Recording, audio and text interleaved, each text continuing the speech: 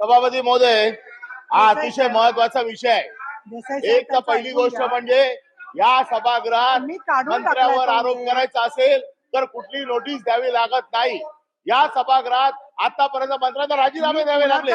या सभागृहात आरोप झाले म्हणून त्याच्यामुळे उत्तर द्या ना, नंतर उत्तर द्या ना। मी सन्माननीय देसाई साहेब, मी तुम्हाला देणार आहे ना संधी, त्यांचं झालं की देणार संधी।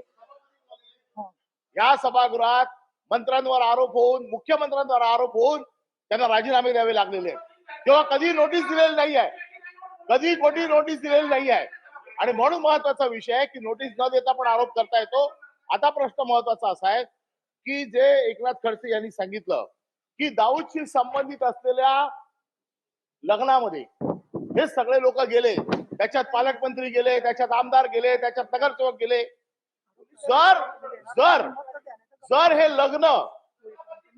लग्न सर्वसाधारण माणसाचं असलं असतं, आयबीने त्या लग्नावरती लक्ष ठेवलं होतं की हा लग्नात कोण कोण येत आहे, आणि त्या आयबीच्या सगळ्या निरीक्षणावर ना पोलिसांची चौकशी सुरू झाली।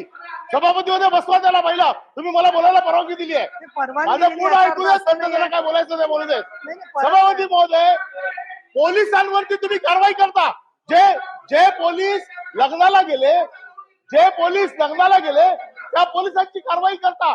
मग हे जे मंत्री, हे जे नगरसेवक, हे जे आमदार हे गेले, यांच्यावरती कारवाई नाही।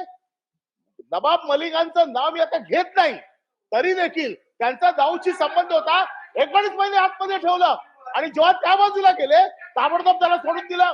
म्हणजे सभागृहाच्या सत्ताधारी मंत्र्यांना दाऊदशी संबंध ठेवायचा पूर्ण अधिकार मिळाला। सन्माननीय अनिल परबजी, तुम्ही आता थांबा बोलणं।